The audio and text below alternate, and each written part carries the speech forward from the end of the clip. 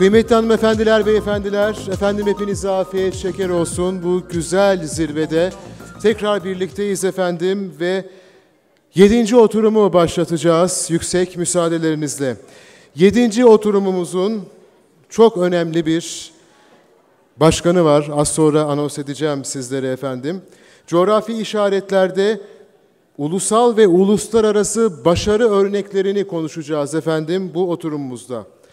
Profesör Doktor Berat Özçelik hocam İstanbul Teknik Üniversitesi Kimya Meteoroloji Fakültesi Dekanı ve Gıda Mühendisliği Bölümü Başkanı. Kendisi bu oturumumuzu modere edecek, oturum başkanlığımızı yapacak. Alkışlarınızla Sayın Özçelik hocamı davet ediyorum efendim kendi soluma. Şeref verdiniz hocam, hoş geldiniz. Buyursunlar efendim. Ve efendim bu oturumda bizlere bilgilerini aktaracak çok değerli isimleri hemen arz etmek istiyorum. Fas Coğrafi İşaretli Argan Yağ Derneği Başkanı Fatima Amehri alkışlarınızla geliyor. Teşekkür ediyoruz. Erdek Ticaret Odası Başkanımız Sayın Özlem Sarı Hanımefendi'nin teşriflerini arz ediyorum. Hukuk ve Coğrafi İşaretli Ürünler uzmanı Moniko Bagalı anons ediyorum efendim, buyursunlar. Kaliteli Tarımsal Gıda Ürünlerinin Korunması ve Değerlendirilmesi Vakfı Genel Direktörü Mauro Rosati alkışlarınızla geliyor. Buyursunlar efendim. Ve GA Target Limited Şirketi Yardımcı Komiseri Doktor Mutuswami Anandraj'ı alkışlarınızla yine alanımıza alıyoruz efendim. Kıymetli Berat Hocam, 15.30'a kadar soru cevap kısmı dahil süremiz var efendim. Söz sizde, kolay gelsin Sayın Başkanım, buyursunlar.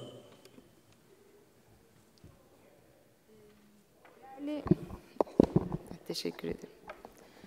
Değerli konuklarımız, hepiniz hoş geldiniz.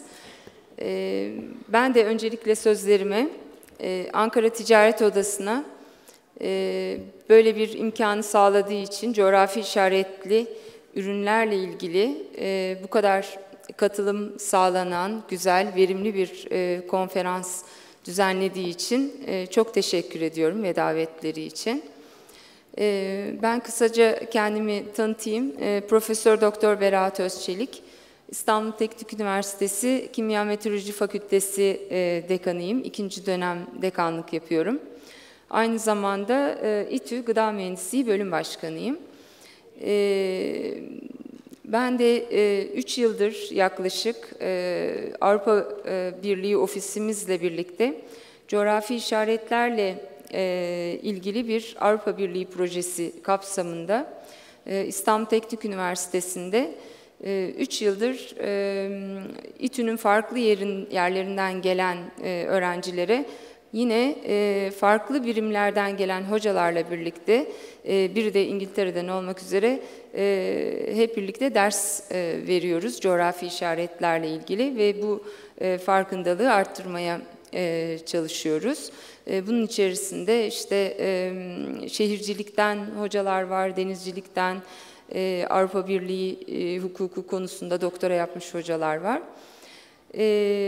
Bunun yanı sıra benim vurgulamak istediğim, söylemek istediğim bir diğer konuda ben de aynı zamanda sevgili Yavuz hocamla, Profesör Doktor Yavuz Tekelioğlu hocamla birlikte yine yaklaşık 2 yıldır her zaman söylemekten gurur duyduğum Yücita gönüllüsü olarak çalışıyorum. Yöresel coğrafi işaretler ağında, araştırma ağında katkı sağlamaya çalışıyoruz.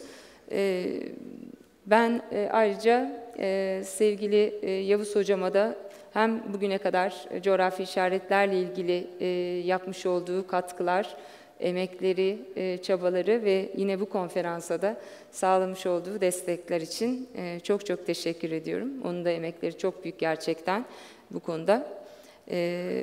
Bugün coğrafi işaretlerle ilgili önemi, işte ne kadar çok tescil almaya başladığımız, biraz farkındalığın arttığı ama denetimin, yönetişiminde aslında tescil almak kadar, hatta ondan da önemli olduğu, bu konuda sürdürülebilir bir kalite sağlamamız gerektiği konularında yeterince bilgi bombardımanına tutuldunuz belki de.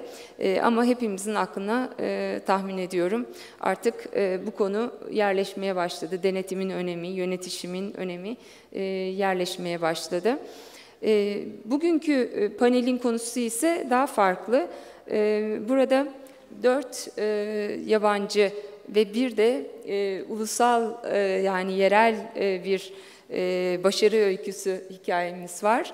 Konuğumuz 4 yabancı, bir de Türk konuğumuz var. Şimdi dünyadan ve Türkiye'den başarı öykülerini dinleyeceğiz. Sürelerimiz hep kısıtlı. Az önce de uyarıldım. Uçağa yetişmesi gereken üyelerimiz de var. Onun için ben daha fazla vaktimizi almadan, arzu ederseniz, öncelikle buradaki sıralamaya göre sevgili yine bir YÜCİTA üyesi, sevgili Özlem Sarı'yı konuk olarak davet etmek istiyorum. Kendisi Kapıdağı Mor Soğanı'nı tescili aşamasında Bereketli Eller Kadın Kooperatifini kurarak büyük işler başarmış. Şimdi kendisinde sunumunda da göreceksiniz. Aynı zamanda çok başarılı bir kadın yönetici. Ticaret Odası'nın 2. dönem başkanlığını yapıyor. Buyurun Özlem Hanım. Teşekkürler. Eğer kürsüye geçmek istiyorum, bir problem olmaz herhalde Berat Hocam. Kürsüye geçebilir miyim? Tabii ki, buyurun.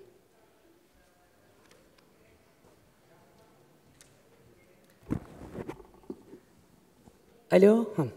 Merhabalar. Öncelikle benim için çok önemli bir şey esasında bu tarz konuşmalara katılmak. Birincisi kadın olmam, ikincisi kadın yönetici olmam ki Türkiye'de yaşıyoruz biliyorsun. Üçüncüsü hakikaten Türkiye'de tek Ticaret Odası kadın başkanıyım. 4 YÜCİTA üyesiyim, gurur duyuyorum. Her şey Türkiye için.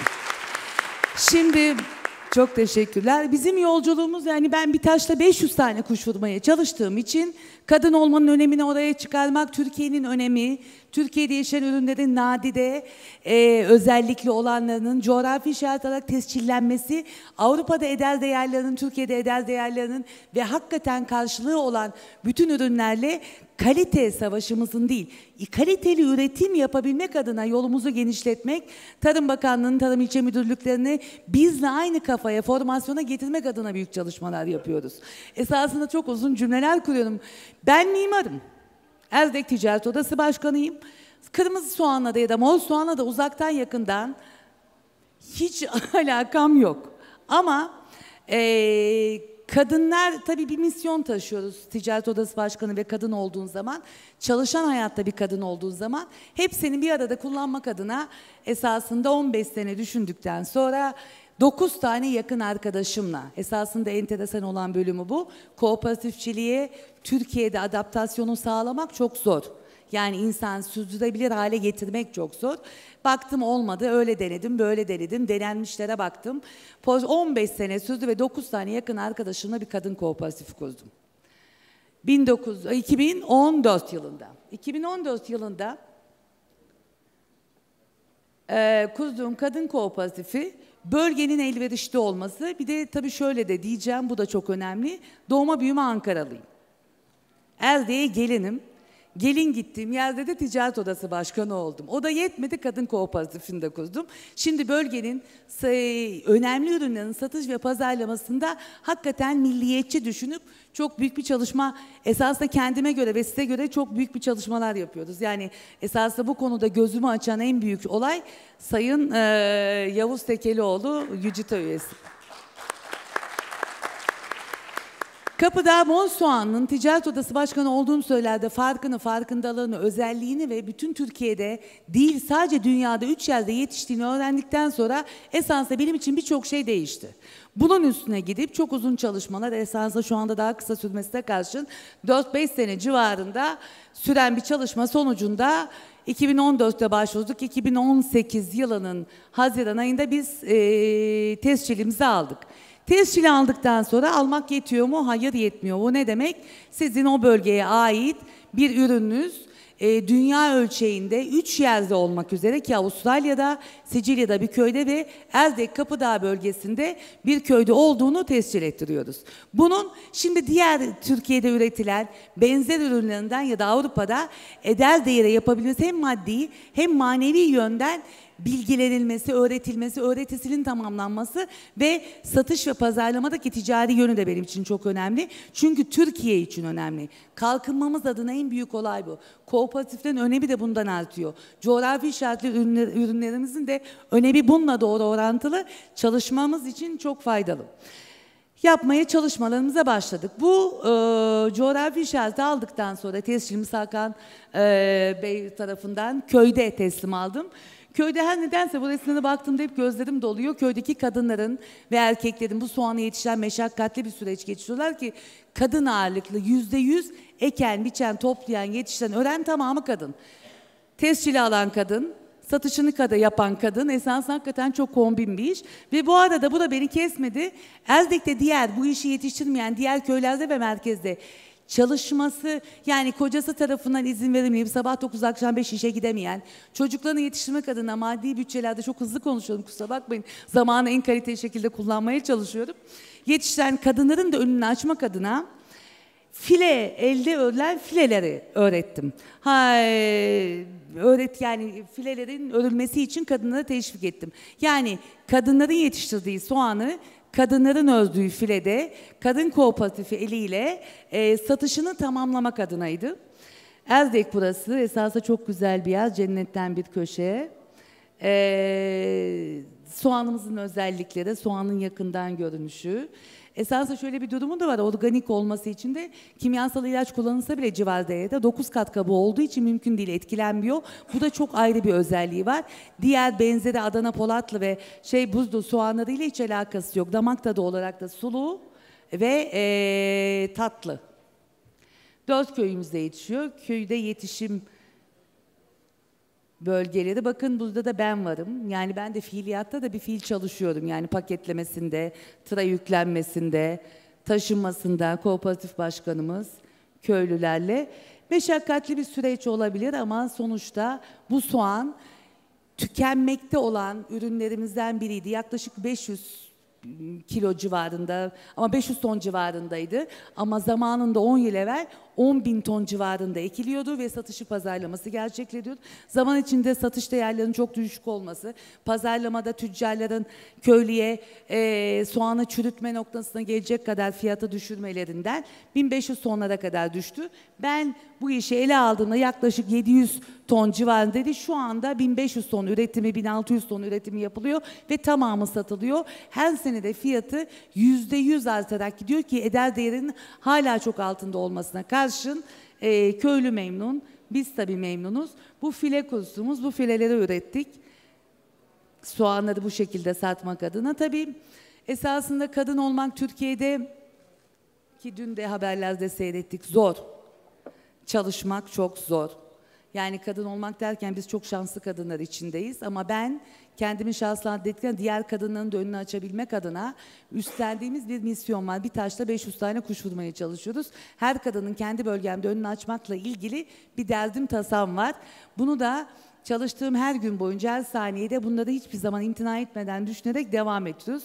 Ne kadar çok soğan satarsak ki Metro, Şok ve Migros marketlerle çalışıyoruz. Türkiye'nin en iyi marketleri. Satış ve pazarlamasına özellikle Metro'ya çok teşekkür ediyorum. Coğrafi işaretlere verdiği önem ve destek adına Türkiye'de birçok insana satış ve pazarlama bölümünde, yani en son noktasında coğrafi işaretin ne olduğunu öğrettiği için. Esasında teşekkür ederim Savuş Hocam. Esasında 2 günden beri süren bu seminerlerin tamamının gezmekten ziyade dinlenmesi taraftarıyım. Biz defalarca katılıyoruz. Evet biliyoruz ama hala Türkiye'de çok az bir yüzdenin bildiğine inanıyorum. Ne kadar çok öğrenir bilersek Türkiye'nin kıymetini, elimizdeki ürünlerin değerini, kalkınmamız adına ne kadar çok önemli olduğunu ve buna ihtiyacımız olduğunu teyit etmek istiyorum. Herhalde Yavuz Hocam katılıyorsunuz. Rica ederim efendim. Türkiye yani Ezdek'te başlattığımız bu faaliyette kapıdan bol soğanı 40 tonla başlayarak şu anda yaklaşık 600 tona yakın bir satışımız gerçekleşti. Giderek artıyor. Tabii hakikaten şunu da söylemek istiyorum. Ticari hayat çok zor. Yani günümüz Türkiye'si için de belki ama ticaret yapmak bazen öyle noktalar geliyor ki Yavuz Hocam defalarca örnek vermiştir Malatya kayısısı için coğrafi işareti olmasına karşın fiyata düşen ender ürünlerden pazarlama tekniklerini geliştirmek, bunun öne çıkmasını, ayrıcalıklı ürün olmasını ki biz 2 gündür Yücüta ile de yaptığımız toplantıda ve kendi aramızda oda başkanları konuşmamızda en büyük derdimiz bu. Coğrafi işaret almak yetmiyor. Alındığı nokta tamam çok güzel, harika. Hepimizden aldık. Bütün Türkiye'deki ürünleri alsak bile bunun satış ve pazarlamasında eder değerlerini doğru noktada kullanıp halcilere, yaş sebze ve meyvede ya da ikinci kanaat ürünlerini doğru geleneksel ürünlerini de aynı şekilde doğru satış ve pazarlamasını gerçekleştirmediğimiz sürece kalkınmamız da başarıya ulaşamayacaktır. Ben sözü daha fazla uzatmak istemiyorum. İstanbul'da birçok üniversiteyle de ilgili bu markalaşma sürecinde ki bereketliler bir marka oldu. Markasıyla, tesciliyle. Tabii bir de şu var. Coğrafi işaret ürünlerini aldıktan sonra coğrafi işaret etiketiyle satmak zorundasınız. Etiketi de görsel manada ki şimdi belki bir kapı spotu düşünülebilir Türkiye için ezberlemek zorundayız. Halk olarak pazarda ya da bakkalda her yerde imtinansız bu etiketle mutlaka satış yapılmalı. Yavuz Hocam, Birol Bey, Metro Pazarlama ve Bursa temsilcisi ve ben köyde soğan yapan. Katıldığımız bütün fuarlar, niye katılıyoruz fuarlara ya da bu fuarda niye varız? Ben Ankaralı olduğum için çok iyi biliyorum. Erzdeği Ankaralılar çok iyi bilir. İlk Türkiye'nin turistik beldelerinden biri ama birçok Ankaralı'yı görüyorum ki standa gelen Ezdek'te Kapıdağ Morso'nun olduğunu bilmiyordu. Bunu öğretmek için buradayım. Bunu göstermek, tanıtmak ve size alıştırmak için buradayım. Eder değerini bulsun diye. Yine bu Kongrezyum'a daha önce katıldığımız fuar esası o günde Ekim zamanı ya da hasat zamanından çok önce olduğu için tarihleri farklıydı. Kırmızı mor soğanın fidesiyle gelmiştim. Fide dağıtmış. Mesela bu çok tehlikeli bir şey. Olmasına karşın bireysel olduğu için bir önemi yoktu. Birli ya da ikili fideler dağıtın. Belki Ankara'da birçok fidemiz bulunmakta. Katıldığımız toplantılardan kalan esintiler, Yavuz Hocam'la yaptığımız çalışmalar. Tabii bunun yanında Marmara merdivenine de ben coğrafi işaret aldım ama şu anda tabii kooperatifleşme adına Mor Soğan'la beraberiz. Yine buna benzer bir sunumu İnegöl'de yaparken bizim de misyonumuz bu. Yaptığımız sunumlarda kadının önemini, kooperatifleşmenin ne kadar önemli olduğunu, kooperatifi doğru yaptığınız zaman, doğru işlettiğiniz zaman aldığınız ürün ve Türkiye'deki kalkınma başarısına mutlaka destek verdiğinizde artı kooperatiflerin en büyük önemi sistemi Avrupa kooperatifler üstünden çözmüş. 2 gündür dinlediğiniz toplantılarda mutlaka bunlardan bahsedildi. Bir komple peynirinin ne halde, nereden nereye geldiğini sürdürebilir ve devamlı olması bizim için en büyük özelliklerden biri. Yine Metro'nun gastronometoda yine tanıttığımız bir toplantıdayız.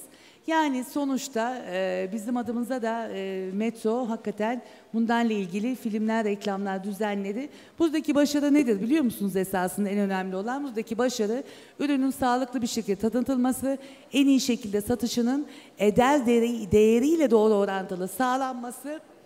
Hep ben şunu söylüyorum, esasında akıllı olmaktan ziyade doğru yerde, doğru zamanda bulunmak.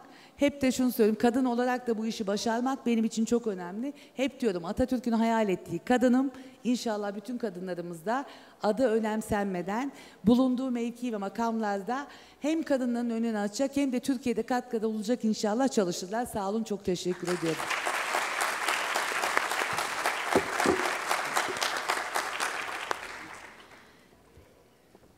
Sevgili Özlem Sarı'ya kadınlar adına yaptığı, kadınların önünü açmak adına yaptığı bu çalışmalar için çok tebrik ediyorum, teşekkür ediyoruz. Şimdi bir diğer konuşmacımız da yine çok değerli bir hanımefendi. Fatima Ameri. Buyurun lütfen. Afrika kıtasının ilk coğrafi işaretli ürünü olan Fas argan yağının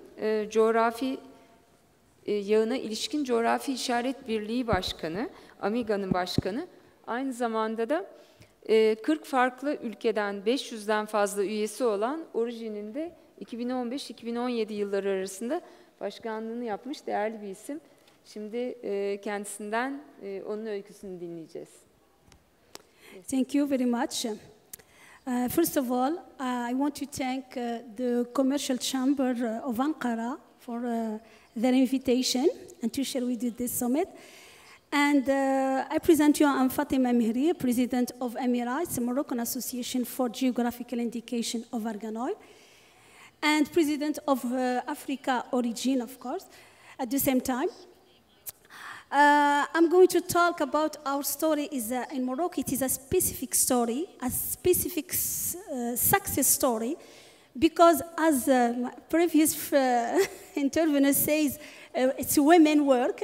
We too as women. It's a story that shows that women can do business and can go beyond their local area.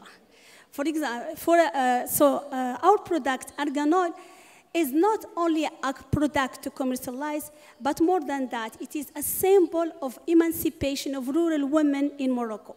It is the first experience in Morocco in 2000, it started, and now we have a lot of women cooperative. Before 2000, there was no women cooperative in Morocco. It is something that is unacceptable. Something it's wrong traditionally.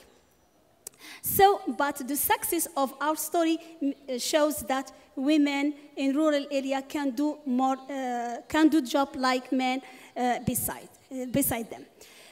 Okay, can this slide?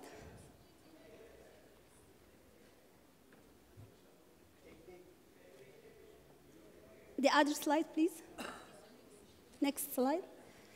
Okay, so region of Argan Oil, it is in the southwest of Morocco. Have you seen it? It's located. Okay, thank you. Up. Okay, so this is the territory where is the argan oil, the argan tree grow. This is our tree. It's from a product. If you see, it is a product non-valuated for a valuated product with geographical indication protected. And women, it is a work of purely women from the harvest till the final product. Why Argan GIP? It's GIP. It's about, we have 800 hectares of argan forest. It's a fruit of ancestral knowledge of women, 100 of women cooperatives, a production of 30,000 tons per year, a turnover in export from 40 to 50 million euros. Now it's more than that, a vital source of member to rural families. Argan oil it englobes the social aspect. As I explained, it is a social aspect. It has changed the life in rural areas, especially in this area, in the southwest. Now, there is a very, in Morocco, you can't find that tree just in this area, and the know-how only for these women.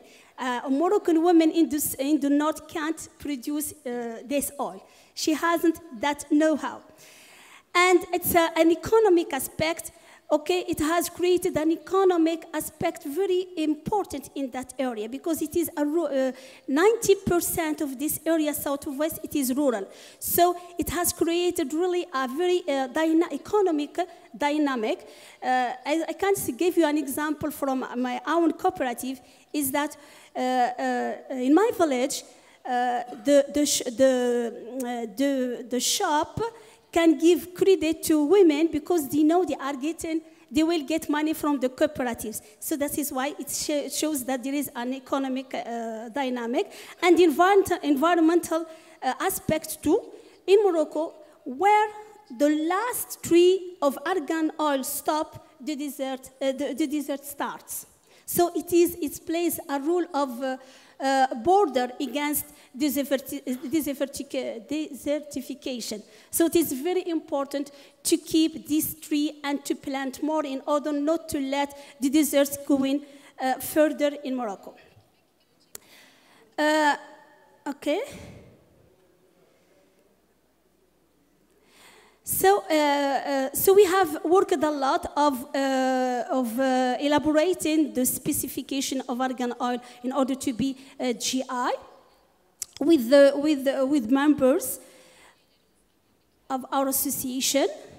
Our associations, we have the groups of cooperatives, we have unions of cooperatives, we have associations, and we have industrial pole. Because now, as I said, argan oil, it's a very specific story, because before it is known only locally. It is not known over the world. Now it is known over the world, and we are very proud that our product is one of the most important ingredients in very famous cosmetic laboratories. Principalization. In order to realize all that work we say, and because we are working in rural area and talking about rural area, we are faced with literacy, with a lot of problems. So first of all, we have worked on, first of all, illiteracy courses. We have to, these women should know how to read and to write, because they are going to work to produce, to commercialize, to export. And there are norms, there are qualities, they are going to be faced with a lot of challenges. So first of all, we have worked on literacy courses. They have, with the European Union, it is a project that is financed by European Union. So some of these women taking their literacy courses. And now, if you meet these women, you are going to notice that their linguistic repertoire has changed. Now they are talking about certification, about GI. Now they know that GI, and there is an audit that is going to audit them to have the GI. There is a very, and they are talking about General Assembly. They are talking about financial report. So they have developed their skills, and now they are talking about norms, quality norms. What are the standards, European norms to respect? All this they have taken many trainings.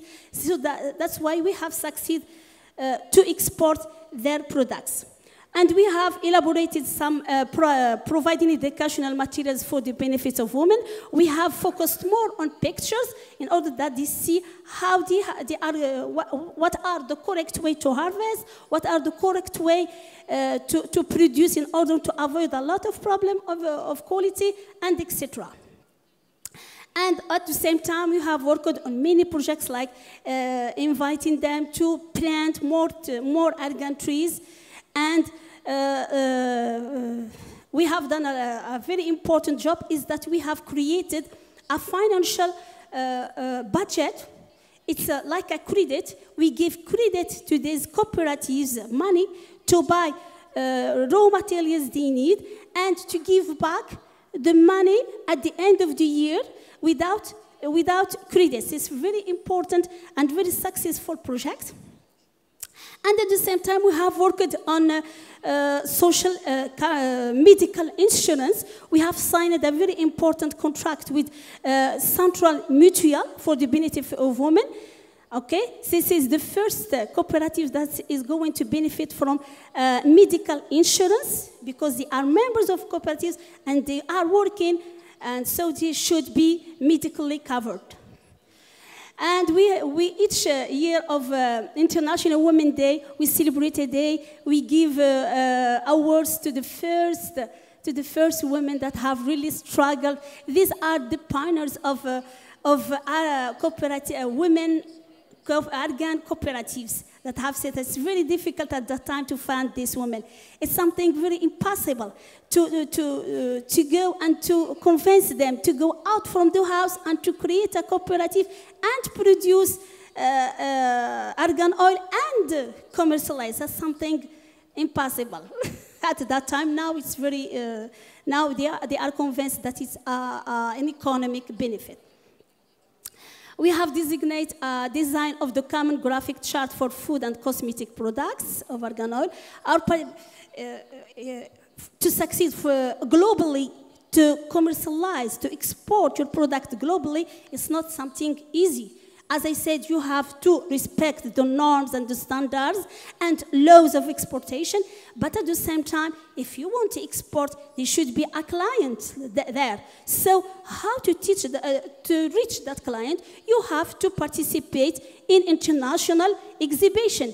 And what was very difficult at that time for us is that we want to commercialize a new product. You understand what does it mean to commercialize a new product? There is a lot of work to do. First of all, we have worked in participating in international exhibition, but at the same time, we are holding scientific conferences from researchers, scientific researchers, to say that argan oil has a lot of benefit, to convince that laboratory cosmetics that this product will be very important in their cosmetics products. So this is a table to show how, okay, if you see from 2000, there is zero exportation, zero euro for Morocco. But until 2016, it was the highest one because we had a very important harvest. And 2007, 2008, a little bit increase because of the drought. But we have reached about 170,000 tons of argan oil that we have exported. It's very important. Okay, so it's a very long job we did, and a lot of work. Okay, some editing, some just. We participate at international events. This is our participating in General Assembly of Origin in Fortaleza in 2015, where we were elected as president of Origin. Inter conference, we participated in Inter conference. It is an American association, a very known association. Participated the conference of revision of the white police-borne arrangement on the protection of population of origin in Geneva, and of course in seminar in GI, a lot of creation of origin. This is just some photos. Conclusion: the PGI of argan oil is the result of a participatory and collective process, especially women cooperatives that are strongly involved. PGI contribute to sustainable development in the region Susma Sadra. AGP of argan has been an inspiration to other GI in Morocco. And thank you.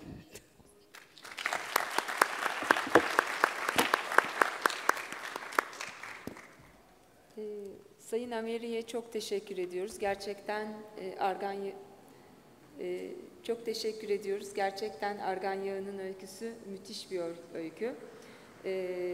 Yerel bir ürünü, hiç dünyada tanımayan bir ürünü tüm dünya çapında tanınan bir hale getirip 16 yılda da müthiş bir ihracat potansiyeli sağlamak çok büyük bir başarı. Ben bir kadın olarak hemen çıkışta argan yağı ile ilgili konuşmak istiyorum kendisiyle. Çok teşekkür ediyoruz hem zaman kullanımı hem de güzel anlatımı için. Şimdi bir diğer konuşmacımız Sayın Monika Bagal. Kendisini kürsüye davet ediyoruz. Kendisi de coğrafi işaretler alanında uluslararası bir uzman. Yine özellikle insan hakları bağlamında fikri ve mülki haklar konusunda doktora yapmış. Avrupa'da, Asya'da ve özellikle Afrika'da pek çok projeye dahil olmuş bir kadın. Good morning, or good afternoon, ladies and gentlemen. So first of all, thanks very much to the organizers for inviting me to speak at this very important event. I will try to continue to represent the African force, together with my colleague Fatima.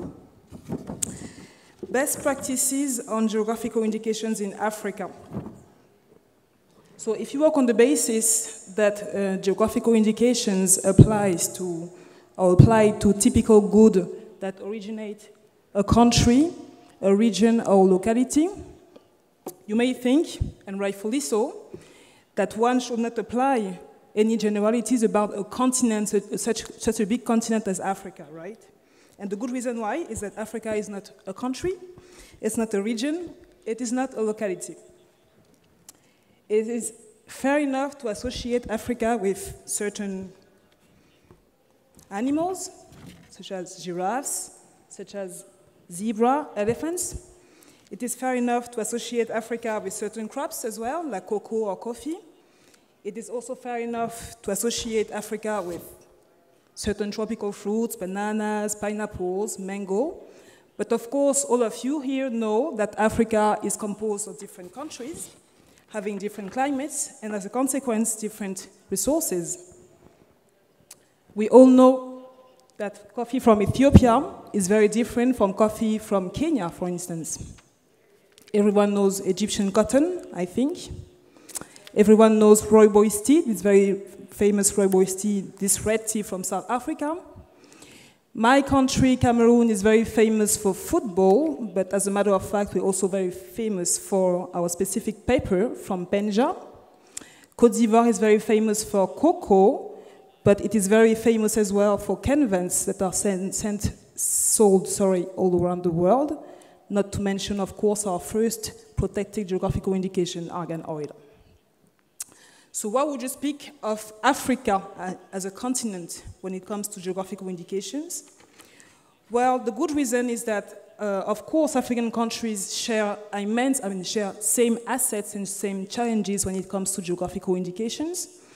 In terms of assets, African countries enjoy a pool of traditional products that can enjoy the protection of geographical indications and have important contributions in terms of economic, social, and environmental assets. Also, African countries have a growing middle class in Africa that is increasingly demanding of typical products and of the identity behind the products. In terms of challenges, we African countries share the same historical background in terms of non-protection of traditional know-how and the associated names, and as a consequence, we face misappropriation and genericity of names on the international markets. African countries also share a shift in the approach of the protection and promotion of geographical indications. I can tell you as an expert working in Africa for the last 10 years that from 2009 to 2019, there has been a shift in the approach. We've moved from very general questions such as what are geographical indications? Are there any geographical indications in the countries anyway? To more strategic questions such as what are the options to protect geographical indications? What are the advantages to have trademarks? What are the advantages to have a sui generis system? And how is the geographical indications protected at the regional and international levels, and especially within Africa in the neighboring countries? As a matter of fact, we find that African geographical indications do not enjoy the same scope of protection from one country to another. So argan oil, which enjoys a very good protection in Morocco, is not as well protected in Egypt and so on. Which is quite unfortunate considering the recent entry into force of the Continental Free Trade Area, which means one single market for 1.3 billion consumers in Africa. It is expected with this new free trade area in Africa that the offer of quality products will increase, and with it, of course, the increase of free riders trying to take advantage of quality products and their associated names at lower prices.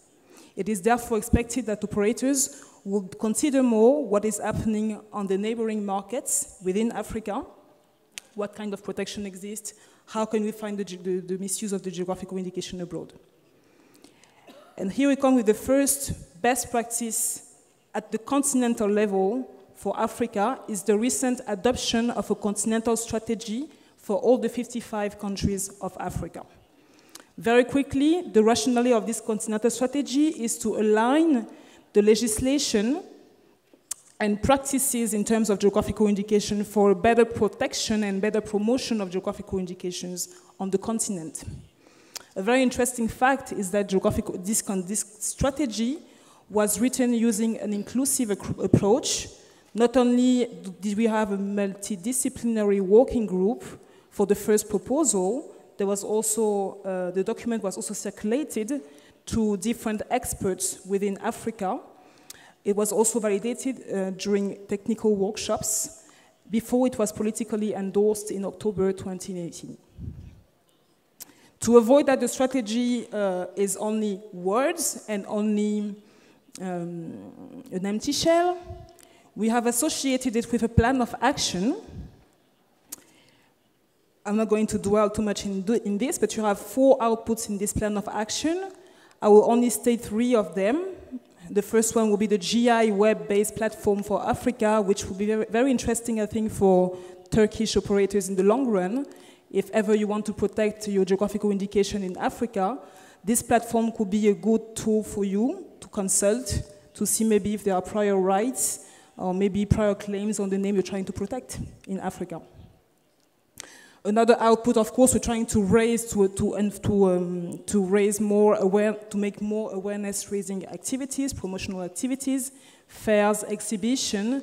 And for the little story, I've struggled to have the African producers coming here for this exhibition, but unfortunately, because of late notice, no organization was able to finance this. But I've made a lot of promotion, so you can trust me. In 2 years' time, African producers are going to be here.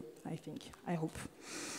The third output concerns research program for innovating approach to support the implementation of geographical indications in Africa. We are still thinking of the thematic areas that are going to be researched under this item. One idea is to think about how to capture the value of geographical indications when it is borne by products like coffee, cocoa, or even argan oil, because those products are not processed in the countries, even when there is a geographical indication that is nationally registered. So the situation is the following: the name is protected, the geographical indication is protected nationally, but it is used by traders as a marketing argument, but the benefits are not recuperated by the right holders. This is the case for coffee from Kenya. This is the case for the coffees in Ethiopia. This might be the case for argan oil, like you may see on this slide. Galenic or even other industrials will sell with their own brands, but also with the name of the GI next to it. And we're trying to find a way for producers to actually capture the value that is linked to the use of this name beyond, the brand. And one idea for coffee and cocoa was to register those names, not only under the sui generis system, but also under the certification trademarks, in order to give bargaining power to the producers and have maybe licenses to exploit the names. Just an idea. The third best practice, and that will be the last, but it aligns in many other best practices, is maybe the use of the FAO virtuous circle in the GI implementation. I don't know how many of you are familiar with this FAO virtuous circle, but for those who don't know, the FAO virtuous circle is a methodology that was designed to address the watch points when it comes to implementing geographical indications. And African countries have been very creative in the ways they have addressed identification, qualification, remuneration, and reproduction of geographical indications. I'll try to be very quick because I don't know how many minutes I still have. Yeah. Fine? 4 or 5. 4 or 5, okay. Yeah. So in terms of identification, the main challenge was always to make sure that we were speaking of geographical indications, that we are not, trying to just put a label and just a code of practice like this. So first of all, in countries, we have been associating the producers directly with fact sheets that they had to fill in. They had to speak from themselves about the products, about the natural factors, human factors, or reputation for their product that actually affects the quality of their products, but directly themselves, before experts like me or others will maybe write preliminary reports, as was done for Côte d'Ivoire or Senegal, within which we're going to make a classification of all the potential geographical indications in order to maybe find 2 or 3 of them that are more ready to engage in the GI path. The second watch point is qualification. So here the question is, what are the rules of the games exactly?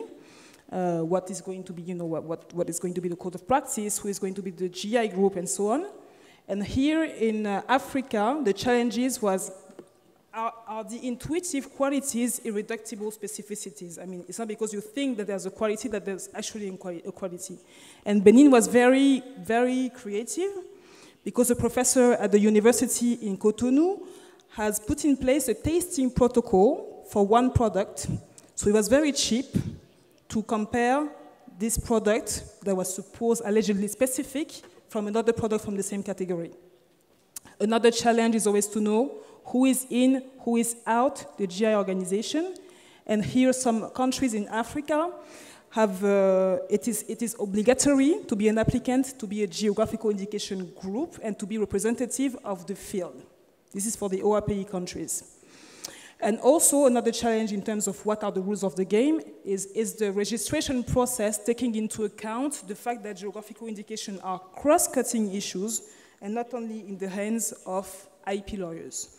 And here in Africa, we have created national task forces that are multidisciplinary, that are composed of IP lawyers, but also of agronomic professors and so on. In terms of remuneration, so here, of course, the idea, and this is what we're looking for, is that the geographical indication system has to translate into sales that generate sufficient income for the producers. In Africa, informally, we actually try to divide between, we try to know what we want to do with our geographical indication at first. So the question is the geographical indication an offensive GI or a defensive GI? If it's an offensive GI, the more efforts you have to be put on the integration to the market. If it's in the defensive GI, it already have a very good reputation, and efforts have to be put on the protection and legal means of repression of fraud.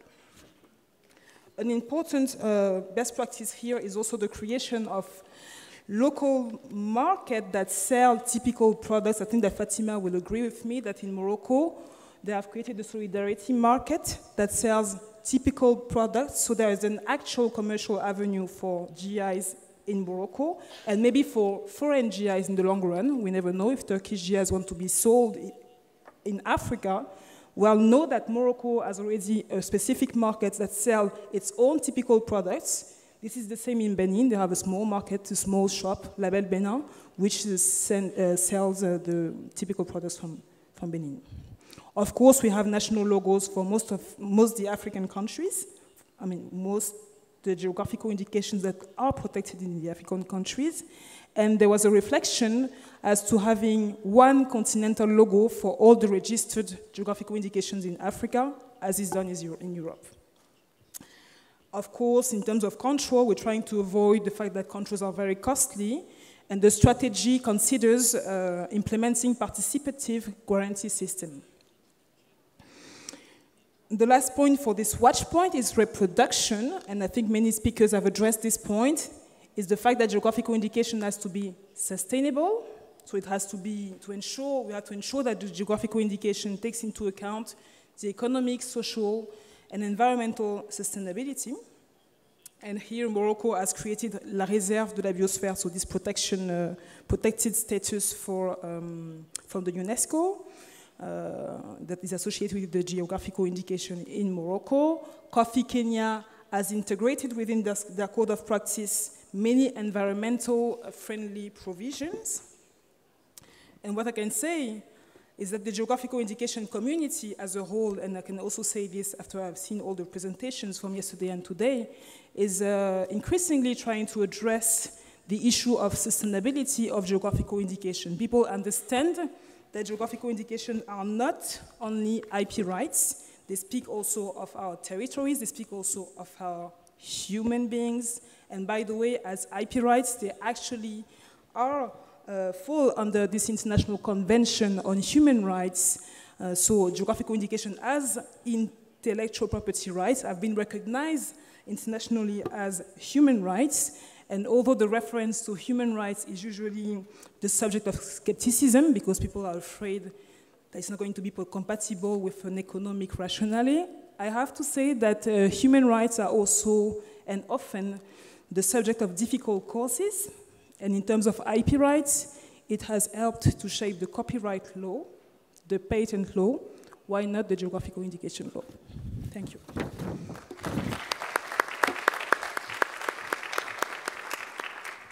Thank you. Sayın Monique Bagal'a teşekkür ediyoruz. Bize Afrika'dan güzel başarı öyküleri anlattı veya iyi uygulamalara örnekler verdi. Şimdi bir diğer konuşmacımız Mauro Rosati. Mauro Rosati, please. Kendisi kaliteli tarımsal gıda ürünlerinin korunması ve değerlendirilmesi vakfı yani Coalivita'nın hem kurucularından hem de şu anda yöneticisi konumunda ve 2000 yılından beri CI konusunda çalışmaları var. Thank you for invitation. My speech will be in Italian. Sorry. Vi spiegherò innanzitutto cos'è la Fondazione Coalivita. Noi siamo una istituzione italiana che ha 20 anni di età. Abbiamo lavorato fin dall'inizio per promuovere e valorizzare il mondo del PDO-PGA e delle indicazioni geografiche italiane. Abbiamo come nostri soci tutto il mondo dei consorzi delle produzioni del food e del wine. Inoltre abbiamo anche le due più grosse realtà di società di certificazione italiana e quindi copriamo tutto il mondo dell'indicazione geografica, sia la fase produttiva sia la fase di controllo. Abbiamo delineato 7 azioni, 7 strategie per valorizzare le indicazioni geografiche. Abbiamo seguito questa strada, abbiamo fatto un progetto editoriale ad hoc sulle indicazioni geografiche, abbiamo fatto una nostra iniziativa sulla ricerca socio-economica, sulla formazione, sulla lobby, sul network, sull'innovazione e sulla valorizzazione. Nostri atlanti in italiano, in inglese e in spagnolo ormai hanno 20 anni, sono serviti a diffondere cultura, abbiamo fatto molta ricerca, soprattutto numeri, dati. Oggi noi teniamo l'osservatorio del Ministero delle Politiche Agricole da 16 anni, abbiamo 16 anni di evoluzione del sistema delle indicazioni geografiche e questo permette a tutti di capire dove si sta andando e cosa si può fare dal punto di vista socio-economico sulle G. Facciamo molta formazione in Italia e all'estero, soprattutto per far capire il sistema delle G. Facciamo attività di lobby a Bruxelles insieme a Origin, insieme a altre organizzazioni. Abbiamo fatto una serie di iniziative progettuali sull'innovazione, sulla blockchain, vedrete fra un po' il progetto che abbiamo fatto con il poligrafico di Stato, la zecca di Stato, e abbiamo sicuramente contribuito insieme a tante organizzazioni a creare un network che prima non esisteva dal punto di vista delle associazioni che portano avanti le IG nel mondo. L'ultima, la parte della valorizzazione, è molto importante. Noi 12 anni che lavoriamo con grandi leader mondiali per spiegare e introdurre le indicazioni geografiche. 12 anni fa iniziamo con McDonald's Italia, abbiamo inserito molti prodotti DOP GP, abbiamo sicuramente anche favorito la regionalizzazione di McDonald's perché 12 anni fa il menù McDonald's nel mondo era tutto uguale, oggi il menù McDonald's è splittato con alcune tipicità nazionali e questo diciamo lo si deve all'iniziativa dell'Italia di 12 anni fa. È un'iniziativa che ha portato anche molte risorse nel mondo delle imprese che lavorano con prodotti DOP e GP, oltre a molta comunicazione e marketing che altrimenti non ci sarebbe stata.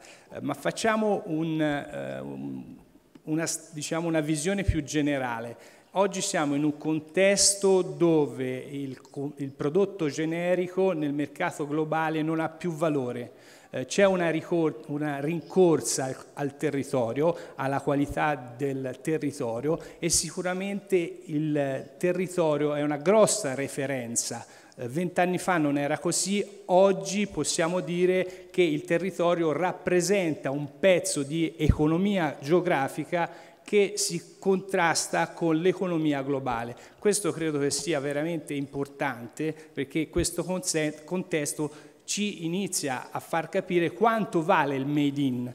Tant'è che ci sono molte agenzie di rating, questa è Nation Brands, è un'agenzia importante inglese che ha iniziato a calcolare il valore del made in. In Italia negli ultimi 5 anni il made in, cioè il valore delle aziende che hanno un legame diretto con il territorio, è cresciuto del 112%. Questo valore del 112% è legato in gran parte alla valorizzazione delle imprese agroalimentari. Quindi siamo in un contesto mondiale dove il made in fa la differenza, è la differenza. E questo ci induce a capire oggi il valore delle IG. L'ultimo censimento che ha fatto Origin, di IG tutelate siamo 8.133 divise in vari continenti, come vedete 4.000 del food, 2.550 del vino, quasi 400 degli spirits e 1.187 i prodotti non artigianali. Questo è il mondo generalmente delle IG.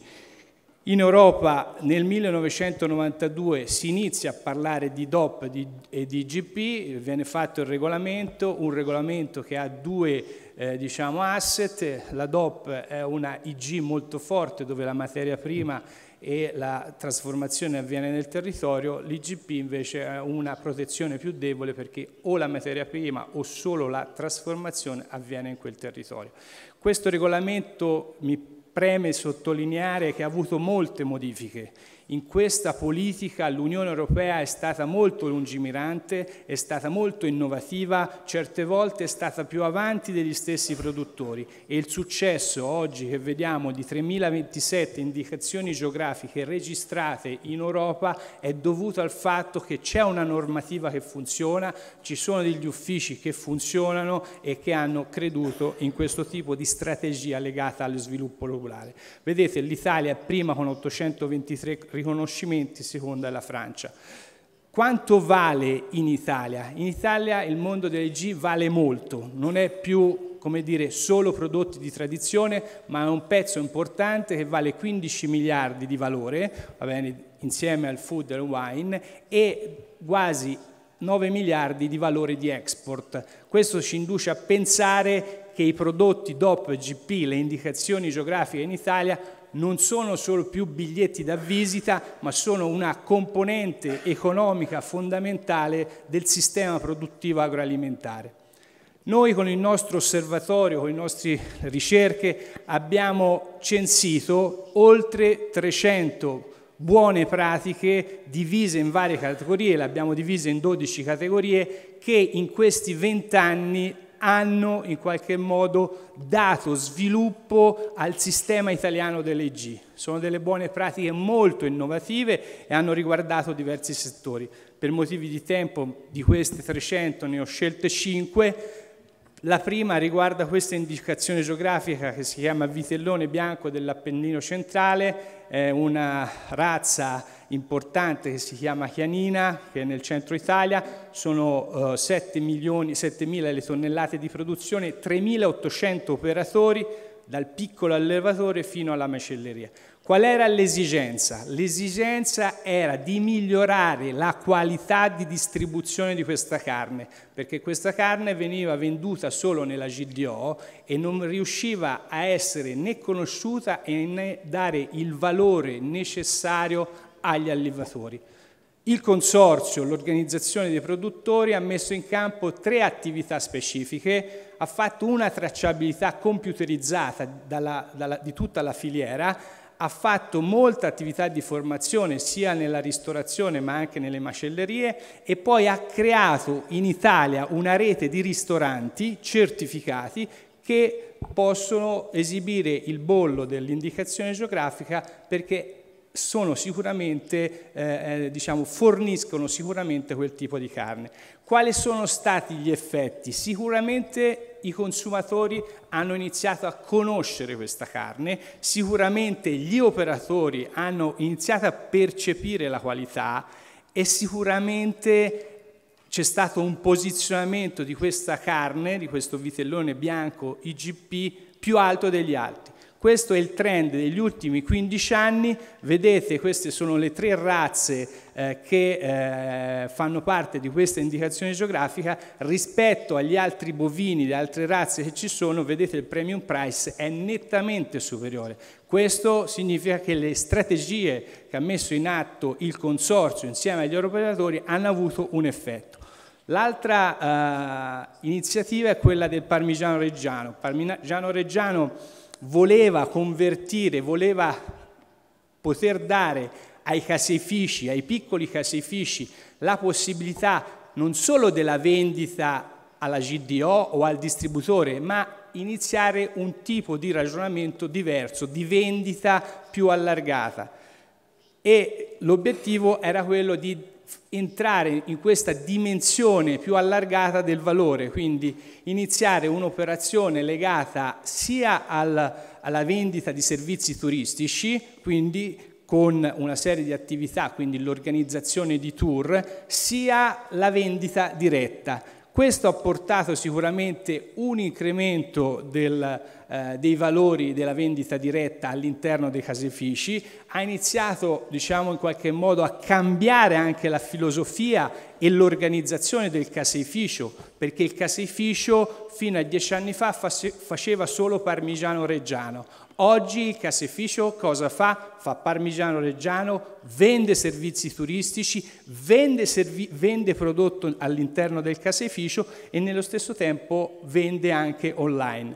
Gli effetti sono molto importanti, il giro di visitatori gestito dal consorzio del Parmigiano Reggiano sono 200.000 all'anno, cioè 200.000 persone sono gestite all'interno dei caseifici, vanno a fare esperienza, vanno anche a acquistare e sicuramente fanno anche degli acquisti online.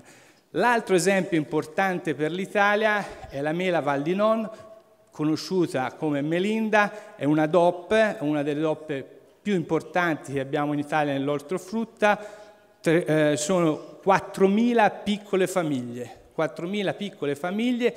che con questa strategia sono diventate leader di mercato a livello mondiale, perché tutti i piccoli produttori si sono messi insieme e hanno aggredito il mercato globale. Come hanno fatto? Molto semplice. Intanto hanno fatto una struttura consortile e di cooperative sul territorio in maniera tale che hanno accentrato molti servizi, hanno fatto il doppio brand, il brand dell'indicazione geografica e poi il marchio privato Melinda, e poi si sono messe insieme per fare export. Il risultato sicuramente è allargamento del mercato internazionale e soprattutto sul tema della sostenibilità sono riusciti a fare dei passi da giganti, cose importanti che vedrete.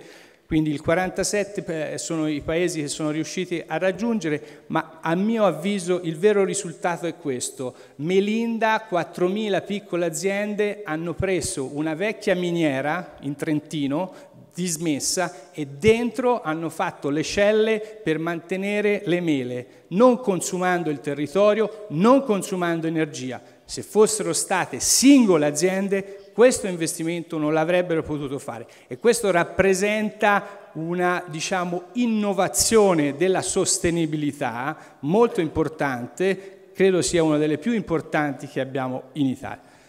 L'altro esempio è quello del grana padano PDO. Sì?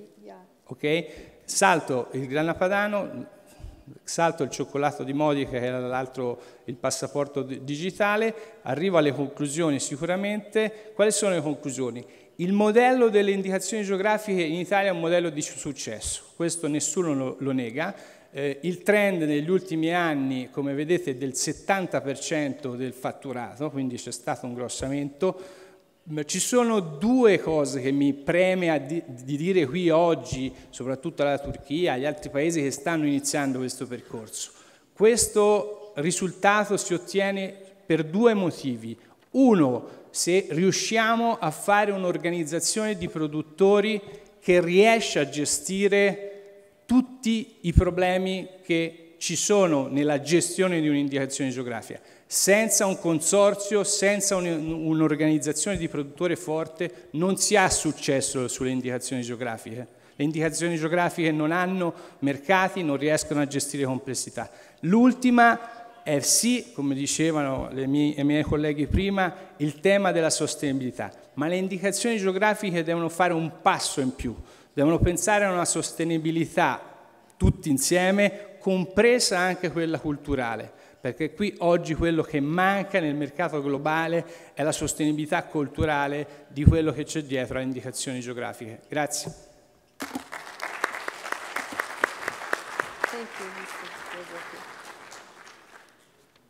Mr. Rosati'ye çok teşekkür ediyoruz. Şimdi son konuşmacımız Dr.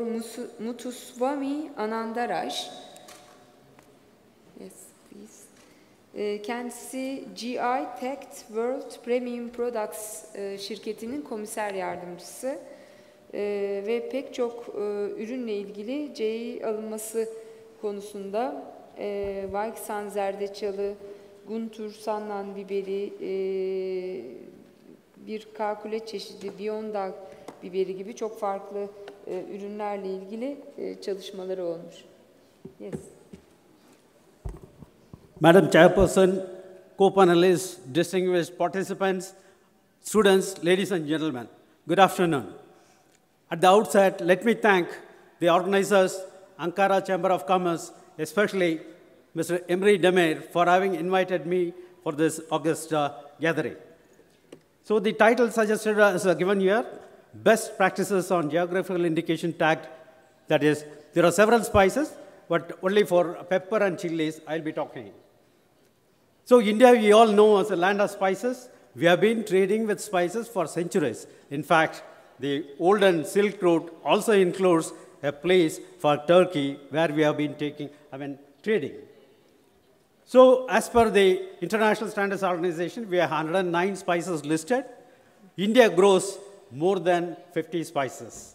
Out of that, we got a lot of GA appellation for that. See, among this, we have about 1.45 million hectares producing 4.5 million tons of spices. What is the driver of spice industry? It is not only the growing urbanization, the greater awareness on the medicinal uses, not only the gastronomic traits, but the medicinal properties of spices. That is what the pharmaceutical and other industrial require. So in spice, when you talk, there are two components.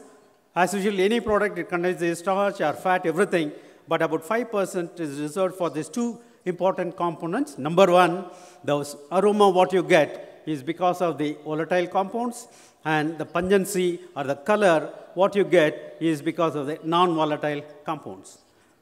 You all also know in traditional medicine in Asia, especially in India and also in China, spices has become one of the components.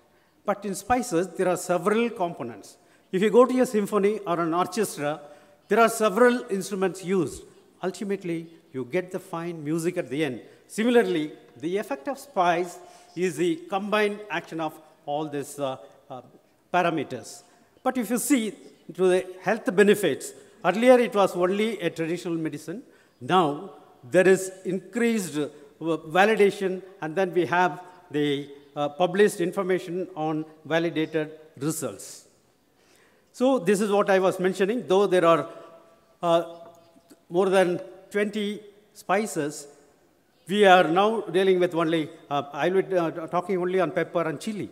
When you say about chili, the previous speaker said, in Africa, when there is a coffee, how do you distinguish? But you see, for example, in chili, how many GIs are there for chili? The one for color is the Biadgi chili, and the one for highest pungency is the Naga chili, and the one what we use for our culinary purpose is the Guntur Sannam. So the government of India has developed a sui generis system. There is an act of parliament passed, and there is a GI registry. So that GI registry gives a certification. In addition to the certification, it also defines what are the quality parameters for a particular spice, and then what is the geographical location it is done. That is also defined.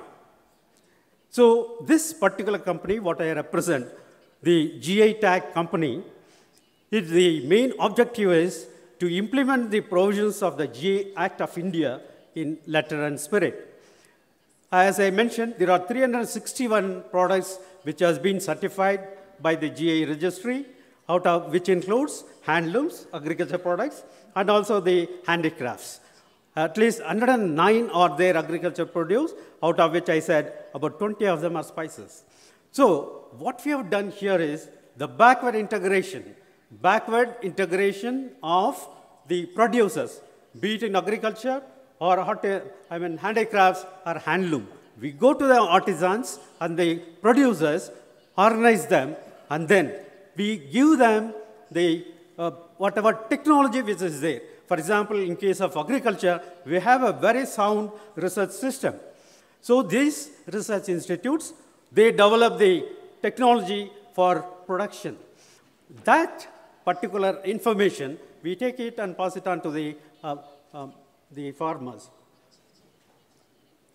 Number one is that we have varieties, for example, in pepper, trade-specific, high piperine content or high volatile oil content, we have varieties. And then how to cultivate that and all, the technology transfer, help them to adopt the technology, and then we do the demonstrations. And if you see, location-wise, if you take one variety of hybrid pepper, which is grown in all the areas in 3 states of India, the bulk density, that is the number of grams it weighs per liter of the produce, will vary. So if you see in the international pepper community, the highest standard fixed is 550 grams per liter. Whereas in India, there are farmers which are highlighted in red color, they get more than 600. So if a producer is producing more than the required quality, he should get a better price. Certainly the GA will help us to get, if the quality is maintained, to get a better price. And this is what I said, the quality profile, not only the piperine content or the pungent principle or the aroma, there are minor components which are contributing to the spice, and that is what is now being in the focus. Especially, in addition to the major components, the minor components, they play a role in the pharmaceutical properties. For example, some of them were found to be anti-cancerous principle. So now, we would like to concentrate on that. When you use a spice, it is not only for your culinary delight, but for the health purposes also. So by that, the GI products will certainly get a better boost. So in India, we cultivate in a very eco-friendly production way. If you see the picture on the left, whereas the forest is cut down, a non-living standard or a pole is planted on which pepper is grown. Whereas in India, we retain the natural forest. We grow it along with the coffee plantations on the shade trees, or on tea plantations, or along with the palms, or even as a pure plantation on a live tree, where when the live tree is there, you maintain the microfauna, microflora, and also fauna and flora, which are very unique to that particular place, especially Malabar pepper. When we talk of, Malabar is the area where the Western Ghats is there. You have several fauna and flora. We retain them as such, even though we produce a sustainable way of pepper. So when it comes to this, everybody is interested in the yield, but we should also understand the soil. The soil is nothing but the biotic portion of the soil, the microorganisms, or the microbiome, what is called as, associated with the plant. In fact, each and every plant, they recruit their own beneficial microbes. So if we have to manage the pests or diseases, if you understand the plant, support the plant with the beneficial organism, you can use lesser pesticides or lesser insecticides. So the beneficial organism, you all will know, they are the microbial community. They help in nutrition cycling. When you put organic matter that is being converted into the valuable ions, the plants take it, and then we have the several beneficial organisms. The plant growth promoting rhizobacteria, or PGPR, is one such thing. And what do? They help the plant to mobilize the nutrient and then give to the plant.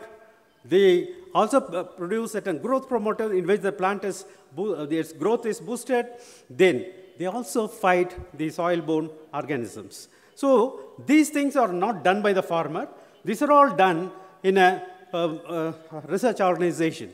Research organization, they do it, and then they give a formulation. They will give a formulation to be applied to the field.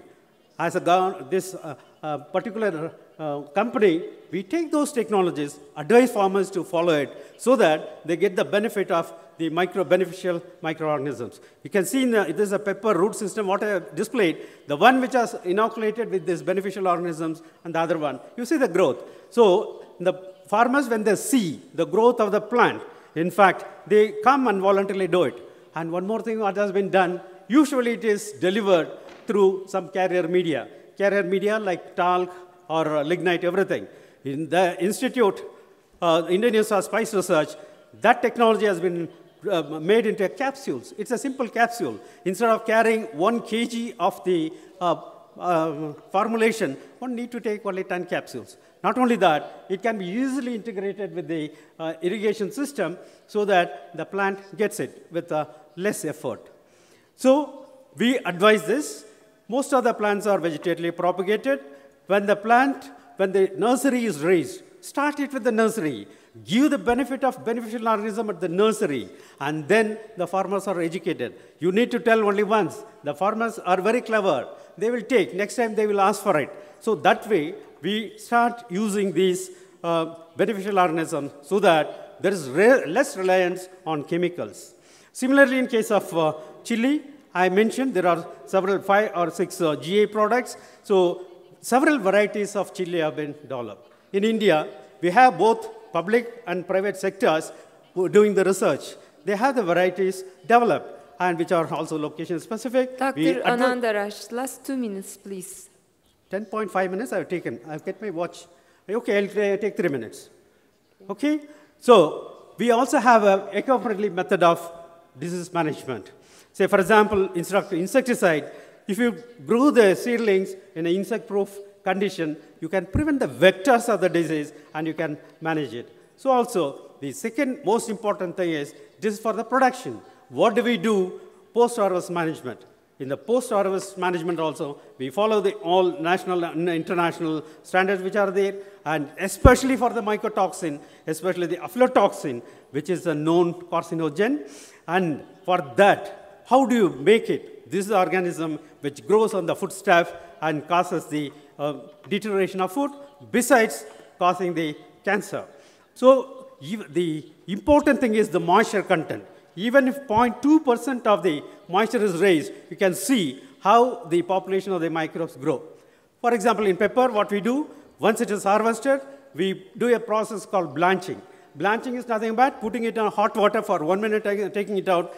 By that time, the microorganisms are killed, and then it helps in easy drying. Then it is sun-dried. After sun-drying, you store it in airtight bags. So also in case of chili, the farmers need to know when to harvest. If it is allowed to dry in the field, so the moisture content is reduced, they can reduce. And then it is sun-dried, then cleaned and packed. So when it comes to this company, we follow all the guidelines of how it should be packed. If it is a powder, it is in a metallized poly bag, so that the metallized PET bag where the quality parameters are kept intact. And then the GI tag company in India, not only we educate the producers and the handloom or handhold them to follow the technology, and the quality guidelines are given, and we pay them the fair price, procure, and then pack them and sell. When we do it, we also give what are the quality parameters which are there, and this is done even for handloom and handicrafts as well. So with this I conclude. I have taken only 13 minutes, and I acknowledge Ankara Chamber of Commerce for having invited me, and also the ICR Institute, Indian Council of Agriculture Research Institute, where we take the technology and spread, and of course the GE tagged World Premium Products, the company which I represent now, and all of you for your kind attention. Thank you very much. Thank you, Dr. Anandaraj. Evet, katılım toplantımız, panelimiz burada. Thank you very much. Thank you. Yeah, okay. Panelimiz burada sona erdi. Afrika'dan, İtalya'dan, Hindistan'dan, Türkiye'den farklı başarı öyküleri dinledik. Ben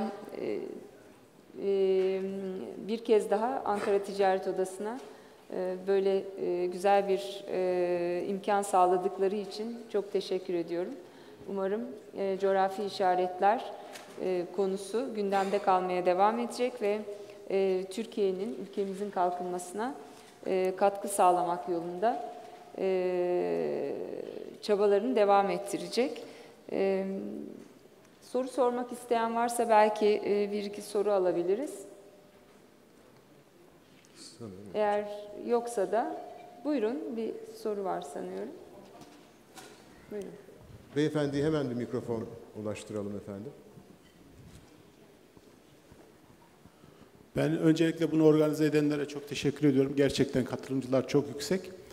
Ama ben bir şey eksik gördüm. Yani burada uzman, yetkili arkadaşlar varsa bu birikimi bir eylem planına, bir politikaya çevirmek lazım. Yani az önce Mario'nun dediği, bahsettiği konuları gündeme getirmemiz lazım. Kırsal alanda buna ihtiyacımız var. Saygılar diyorum. Teşekkür ediyoruz. Her şey başlangıçlarla oluyor. Coğrafi işaretler konusunu hiç başta bilmiyorken, pek çok kişi farkında değilken şimdi bu noktaya geldik. Ben eminim ki belki iki yıl sonra 3. Uluslararası Coğrafi İşaretli Ürünler Zirvesi'nde çok daha güzel öyküleri Türkiye'den de dinliyor olacağız diye ümit ediyorum. Ben burada paneli kapatıyorum. Çok teşekkür ediyorum kıymetli hocam, Profesör Doktor Sayın Berat Özçelik ve çok değerli panelistlerimize teşekkür ediyoruz. Efendim ayrılmayınız lütfen. Çok değerli bir isim, aslında ev sahibimiz aramıza katıldı. Ankara Ticaret Odamızın çok değerli yönetim kurulu başkanı Sayın Ulusal Baran Beyefendi'ye hoş geldiniz, şerefler verdiniz diyorum. Eğer lütfederseniz efendim hem zirve hem de coğrafi işaretlerle ilgili birkaç cümle duymak isteriz efendim. Buyursunlar.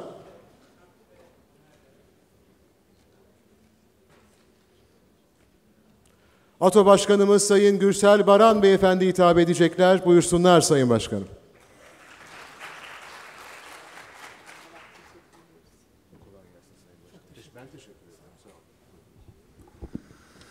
Çok kıymetli misafirler, ben de şahsım ve Ankara Ticaret Odası adına hepinizi saygıyla, sevgiyle selamlarım. Hoş geldiniz. İkinci gün çok hareketli, gerçekten önemli bir organizasyon. Ankara Ticaret Odası bu ülkenin coğrafi işaret anlamında çok değerinin olduğunu ama bunun gün yüzüne çıkmadığını, üzerinin örtülü olduğunu biliyor. O örtüyü kaldırmakla ilgili bir gayreti var Ankara Ticaret Odası ve yönetim ve meclisinin. Bunu hep beraber başaracağız inşallah. Yolun başındayız. Az önce bir soru sordu kardeşimiz, doğru. Bir yol haritası belirlemek lazım. İkincisini düzenliyoruz. İnşallah bununla ilgili bir yol haritası da olacak. İşte eğitimlerimiz devam ediyor. Konferanslar, paneller, bir farkındalık yaratılacak inşallah. Çok bakir bir konu bizim için. Dünyadaki pazar payı gerçekten çok büyük rakamlarda.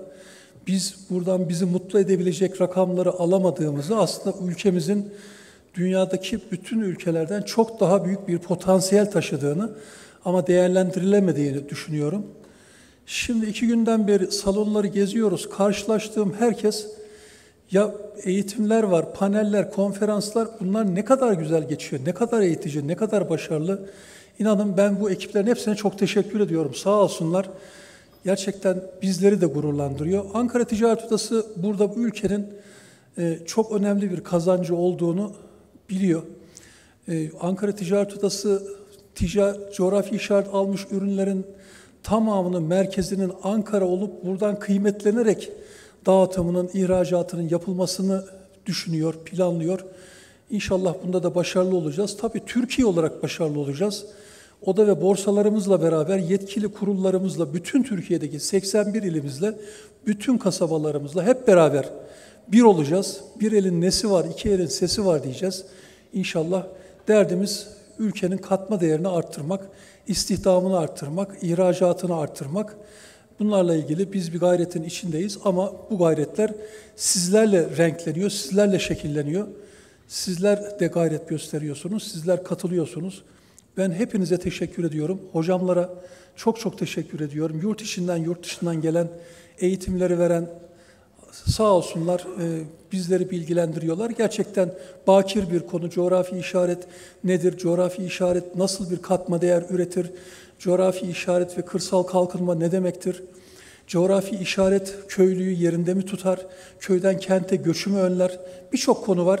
Yerel yönetimler, coğrafi işaretler ve inşallah bu bilinç bizde yerleştikçe bu ülkede zenginleşmeye devam edecek. Ben hepinize teşekkür ediyorum katılımlarınızdan dolayı. Sayın Başkanımdan rica ettim efendim, lütfettiler. Plaket törenimizi birlikte yapacağız efendim. İlk olarak Kongre Düzenleme Kurulu Başkanımız Sayın Ülkü Karakuş Beyefendi'yi davet ediyorum. Oturum Başkanımız Profesör Doktor Sayın Berat Özçelik Hanımefendi'ye plaketlerini takdim etmesi için efendim buyursunlar. Sayın Başkan'la birlikte tabii ki buyursunlar efendim.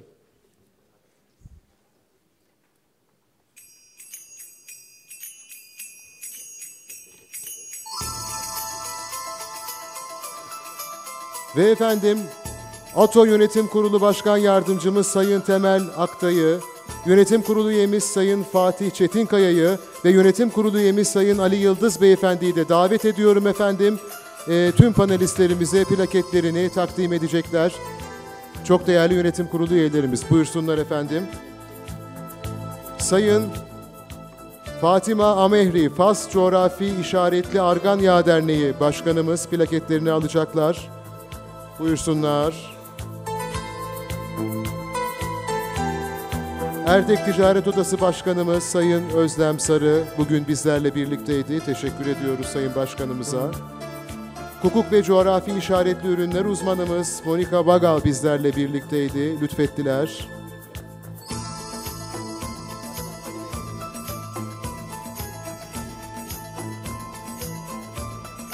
Kaliteli Tarımsal Gıda Ürünlerinin Korunması ve Değerlendirilmesi Vakfı Genel Direktörü Maura Rosatti'ye bir kez daha teşekkürlerimizi sunuyoruz. Ve GA Target Yardımcı Komiseri Mutvami Anandaj'a da çok teşekkür ediyoruz bir kez daha.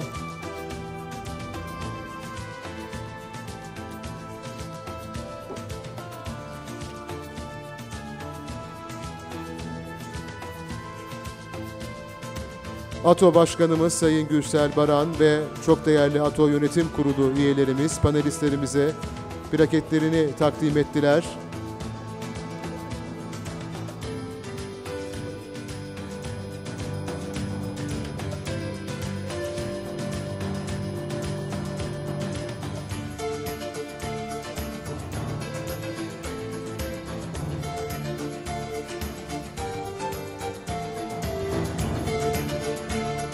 Katılımlarınız için, destekleriniz için bu muhteşem zirveye bilgilerinizle hem renk kattığınız hem de deneyimlerinizi bizlerle paylaştığınız için bir kez daha teşekkürlerimizi arz ediyoruz efendim. Bir de toplu fotoğraf rica ediyoruz ve hemen ardından 15.45'te buluşmak üzere bir ara vereceğiz.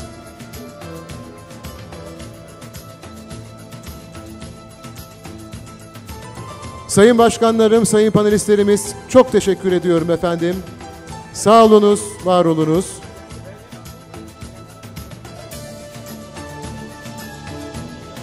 Biraz daha geriye rica ediyor basın mensubu meslektaşlarımız.